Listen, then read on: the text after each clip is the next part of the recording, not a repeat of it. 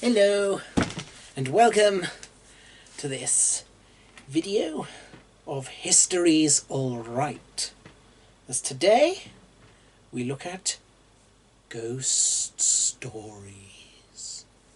And yes, we might be quite familiar with the idea of the ghost, the big scary monster, and taking them down and remembering not to cross the streams. Well, I think that's just Ghostbusters. Either way, it doesn't matter for our purposes, because there's actually some quite interesting things history can tell us about the ghost. For you see,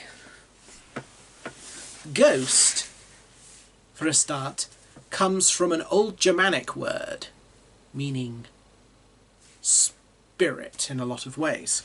Spirit, of course, coming from a Latin to breathe. Breathe in and breathe out. Hence the idea when God breathes into the man's nostrils in the Garden of Eden, as you'll read in Genesis, he is putting his spirit into the man, which in ancient Hebrew is Adam. But, as I say, we're talking about ghosts. And for a lot of human history, the material and the spiritual were not as demarked as perhaps they are in modern understandings today. I could probably go into a long, rambly lecture about that, but we're writers. We don't need to worry too much about that, at least not here, because we're trying to write interesting ghost stories. So, yes, we might see characters interacting with people who are dead, either by going into a world of the dead, be it, say Odysseus, for example, when he enters the underworld and learns of the past fate of Agamemnon, or in Virgil's account, Aeneas,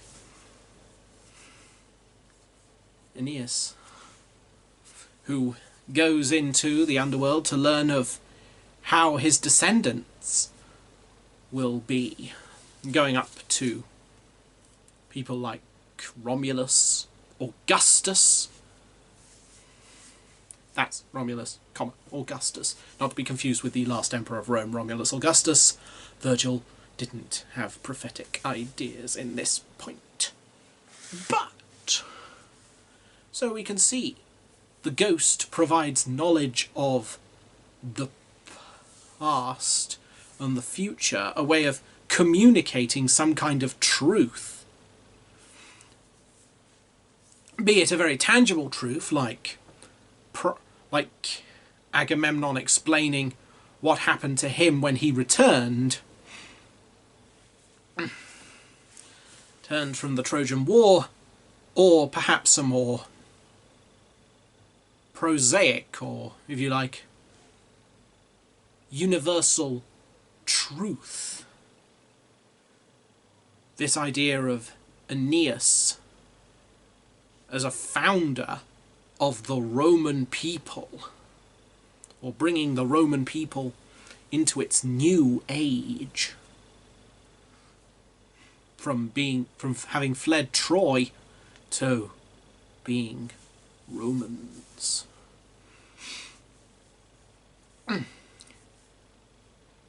Or, of course, the ghost can come into our world, can come into the land of the living, as it were. Such as Hamlet's father, who's also called Hamlet. I know it's confusing, but bear with me.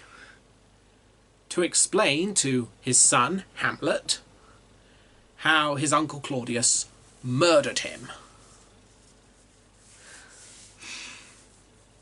and thus incite the plot. As the young Hamlet learns of his uncle's treachery, well, tries to. Hamlet's father tries to convey this to him, And then, because of the tragedy of Hamlet's indecisiveness, it all goes into that long and, as they always say, if you swapped out Hamlet and Othello, their tragedies wouldn't happen, given that Othello's the tragedy of impulsiveness, and Hamlet's the tragedy of indecisiveness. But you get the point. In a way, this ghost who has a greater knowledge of the universe actually is trying to convey this idea to Hamlet. And he's thinking, okay, my dad has come back from the dead. He's shown me the apples that my uncle used to poison him so that he can either, get close to my mother or become king of Denmark. Scholars argue as to what Claudius's primary motivations are, but that's neither here nor there for these purposes. And so now I need to investigate further. And thus we set up the tragedy of indecisiveness. But we have other things as well. Our ghost doesn't have to manifest as this kind of figure like Hamlet, or as in Hamlet's father, or Jacob Marley in A Christmas Carol. And yes, they, as shown in A Christmas Carol, they can represent more abstract idea-based concepts. But in a lot of ways, the ghost is a way of connecting the here and now to a wider world. And, well, as you can see, now, I got this samurai. Now, obviously this is a wooden samurai sword, YouTube, you don't need to worry, it's just a toy. But anyway, I got this prop for a video I'm planning on the left-right spectrum, but it works well enough for now. Because you see, there's this common story, at least. It might be true, it may not be true, I'm not such an expert on Japanese history to know the idea that the sword maker would imbue, during the crafting process, some of his or the ideas of this person into the blade. Now, it's this sort of the spirit of this person, be it one of the patron's ancestors, be it the sword creator's own spirit.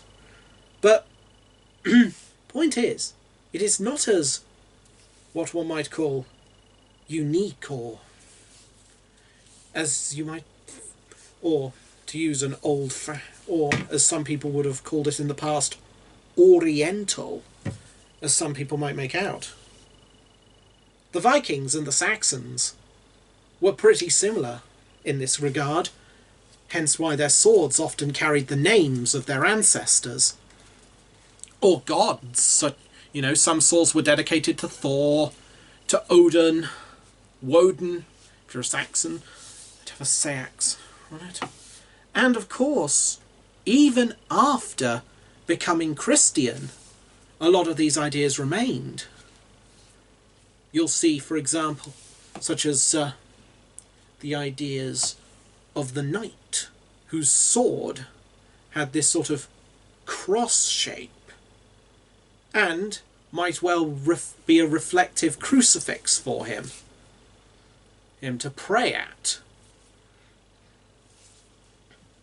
And hey, it wasn't like his primary weapon. Swords rarely were the primary weapon, but it served a different purpose, and in this case a spiritual one.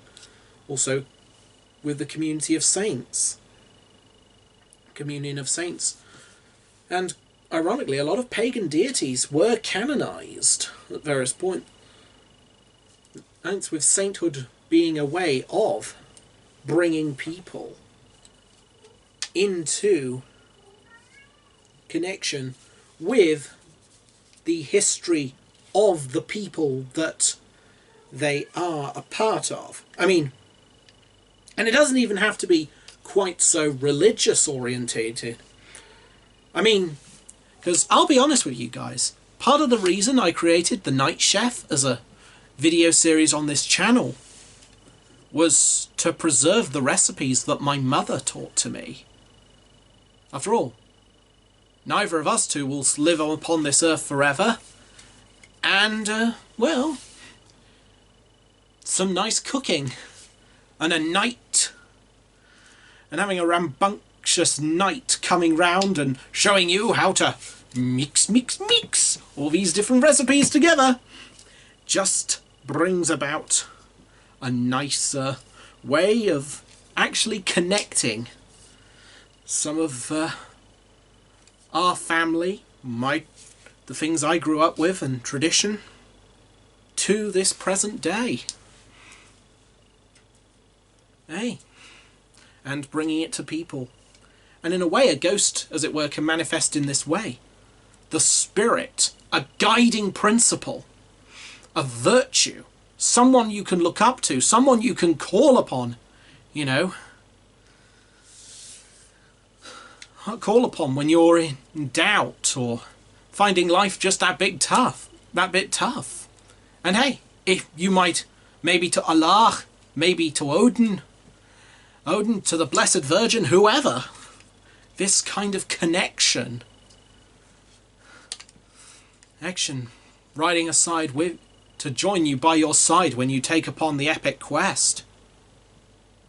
And yeah, quite a lot of old ghost stories had this sort of thing about it, and so I'd just like to say a great big thank you for all that we've done together over this channel, and hopefully we'll have some more fun content to come. And